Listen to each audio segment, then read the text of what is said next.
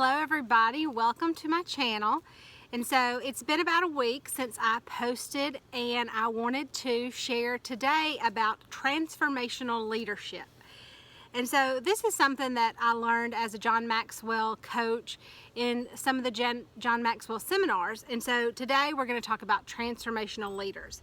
So what we do is a result of who we are. Now, you'll see me looking down at my paper because I have so many notes.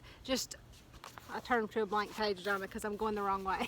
I have so many notes on different things throughout the John Maxwell program and as my role as a John Maxwell coach, mentor, leader, and public speaker. And so I just want to share some of those with you today and hope that this will help you. I personally am going through some transformation of my own, and I'll share that throughout our conversation today. But as we talk about transformational leaders, what we do is a result of who we are. And I think we know that even in today's society, you are who you are because of your experiences, right? And sometimes you are who you are despite your experiences, because you may have had one and you go either one way or the other. And I think that sometimes things that we struggle with every day is how can we change our history or who we were and who we want to be. But so transformation always begins with me. So it's going to begin with you today. Transformation cannot begin with other people. You cannot force other people to act differently so that situations around you can change. Now, I know that'd be wonderful, wouldn't it? But we just can't do that. It has to begin with you. And we all hear those cliches, change begins with you, but I mean, it really just does. So when I am a changed person, it gives me a belief that others can change. So I have definitely went through highs and lows in my life where I was so willing to change and to grow. And then I've had other times where I'm like, hell no, I'm happy with who I am. And if everybody don't like it, they can shove it.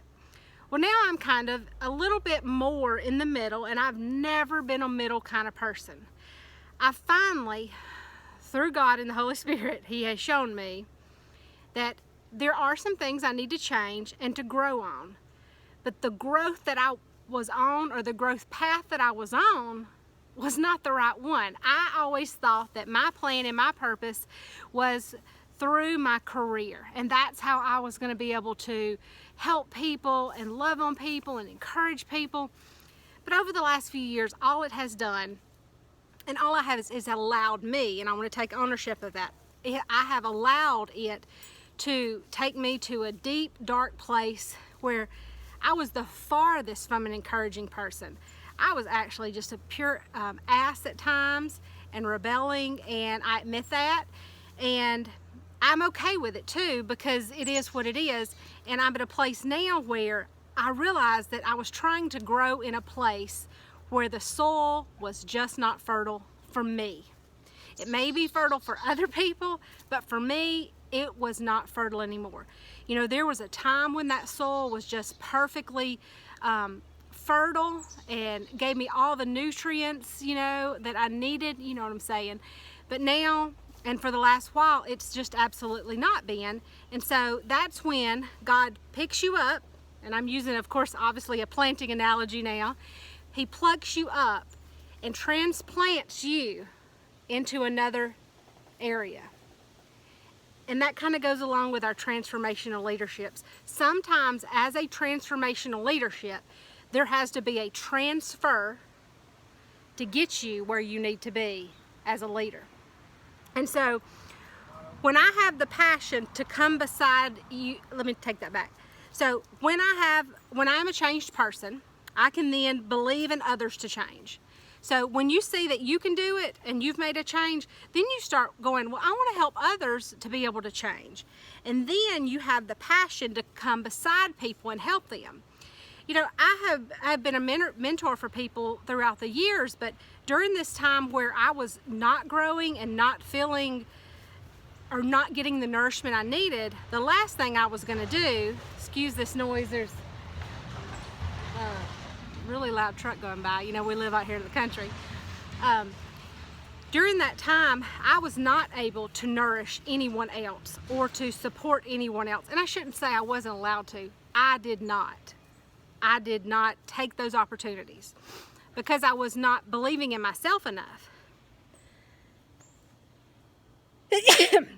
Excuse me.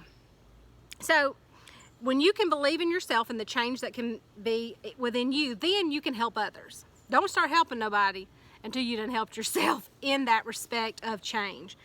So what is a transformational leader? They influence people to think, speak, act in a way that it brings a positive difference in their life and in the lives of others. So I'm going to just read that one more time. They influence people to think, speak, and act in a way that brings a positive difference in their life and in the lives of others. So I say that first, in their life. Normally we're like, oh, don't put ourselves first. We always want to help others first, but you can't help other people till you done helped yourself. You know what I mean? And there's other analogies that goes with it. It's maybe not the correct thing, but for this, if you want to be a transformational leader, you better start with yourself and try to get yourself straight before you trying to help anybody else. So the first thing we need to talk about is you got to change yourself, just like we've been saying. So you must be the change you want to see in others. And I know that's kind of cliche, like, oh, be the change you want to see in others. And I hate it so cliche, but it's a fact. It just is a fact. You know, like, you know, I can say, if I want to help people be confident, I can show people that I'm confident by wearing no makeup and not fixing my hair. Today is the second time I fixed my hair in like 2.5 months. And I did it for y'all because if y'all are going to be watching me more than the 15 seconds or the 60 seconds on TikTok, the last thing you want to do is probably be looking at me with no makeup or no hair. Now, I'm confident with it, but you might not enjoy it. So I would like to put on a more enjoyable appearance. So I say all this to say, you know, if I want to express something to you, I've first got to try to take that inwardly. So how do we do that? We have a seed sowing mindset. So I had already had the analogy earlier that a transformational leadership, or in transformational leadership, sometimes you have to be transferred from one situation to the next. You're not always going to grow where you're already at. I mean, sometimes it just don't work out, and you can fight it and fight it and fight it, but you're just, nothing's going to happen at that time and in that place. And I have pushed it and thought, oh, we can make it happen, we can make it happen. Then I completely gave up and said, screw it. And now I realize, and I've had a wonderful mentor has been telling me this for a while. He's been telling me, you're not made for that particular thing, that area. You are too creative, and sometimes certain things or places, I'm trying to be facetious so we don't say certain stuff, does not appreciate creativity in other people like that. I'm a very unique, creative person, and God wouldn't have created me this way to be so outspoken, so excitable, so loud, if it wasn't for a reason. So first thing we're going to do is be a seed sowing mindset. Have that. We're going to focus daily on sowing seeds. So how can we do that? We can add value to others, and we can give. So how can I add value to somebody? Guys, it's just as simple as seeing somebody and saying, you look so cute today. I love that shirt. Or, you know, and of course you always want to be honest. Don't be just putting some stuff out there just to be saying it. Add value to people. Or add value in a way where maybe you do a YouTube or a TikTok or a Facebook and say, hey, I see you've been struggling with this. Do you need to talk about it? Or does anybody need help with learning how to sew? I mean, I'm just reaching here. There's all kind of ways that you can add value that no one else can add value to somebody else in. You know, we all have our own special, unique set of God-given talents. We do have those talents that are ones we've learned throughout the years. You went to college, you learned how to be an accountant. Or you went to college, you learned how to be a lawyer, or you didn't go to college and you're a wonderful welder or a plumber, because God knows we need those people more than sometimes the college people in a sense when it comes to career. Don't get me started on that, because I sure do believe in the skilled trade people.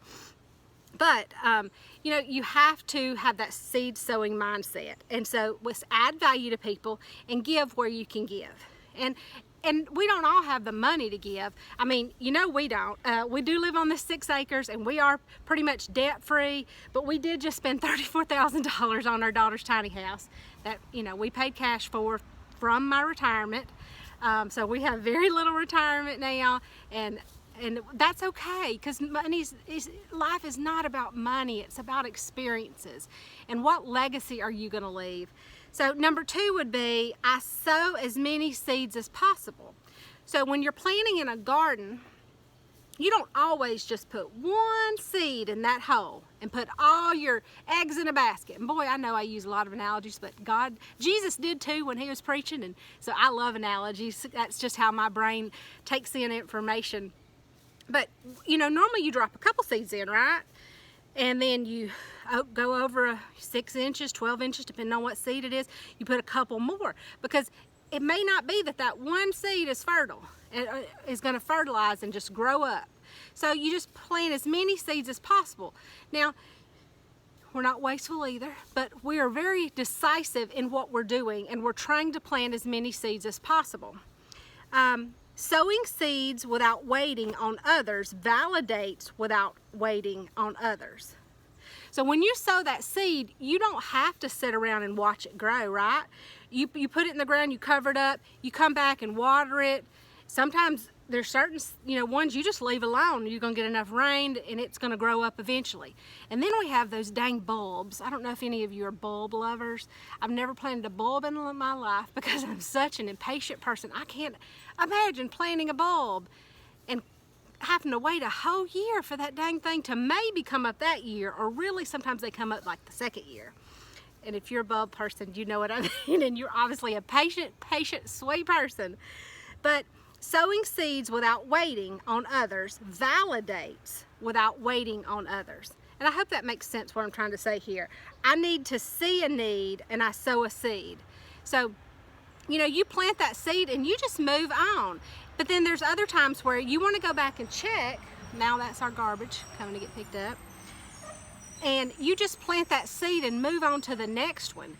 You know, God's going to send someone else potentially to help that person reap that thing and weed it out. There's Daisy Mae and Milo now barking at the garbage person. But it's not always going to be you that's going to sit and watch that grow. And that's okay. That's okay. Just plant that seed. So we're also going to, step 3 is we're going to be sowing without keeping score. My motives are pure. So we're not going to be keeping score like, oh, well, you know, I paid for someone's Starbucks in line the other day, and but no one's paid for mine. I have done it 12 times this year, and not one person has bought my Starbucks or paid for my meal behind me in McDonald's. Well, I don't know how many times we've done it, and I don't think I've ever had anybody pay for mine, but that's not what it's about. We're not keeping score of how much value we're putting into others. The next step would be the harvest I reap always surpasses me. The harvest I reap will always, no. You know what, have you ever just had such bad handwriting that you don't even know what you're writing here? I think that word is surprises. The harvest I reap will always surprise me. Because we don't know where we're going to end up reaping a harvest in the future. We just think, well, I'm putting it out here not to receive a harvest from it, but just to put that out there to help someone else. So pour into others with no strings attached. No strings attached. Don't keep that mental list like, oh, I bought that person that, and now look at them acting like that to me. No, no, no, we can't do that. Now, I know we want to. But we can't, right? We can't do it. We're trying to be on a transformational path. So the first change has to be within you. So it has to be within you, has to be within me. If you haven't been changed inwardly, you will be empty on the outside. That's kind of profound, isn't it? If you haven't been changed inwardly, you will be empty on the outside. Inwardly make the change and change yourself. And so the second part, the first part that we've been talking about this whole time was to change yourself. So number 2 is you are in control. It's all up to you. And I'm telling you, there's been times where I was just like, forget it, I'm not gonna change, and you can't make me. So I'm gonna come back with a second video, and we're gonna talk a little bit more about transformational leadership and how you are in control. Thanks guys, love y'all.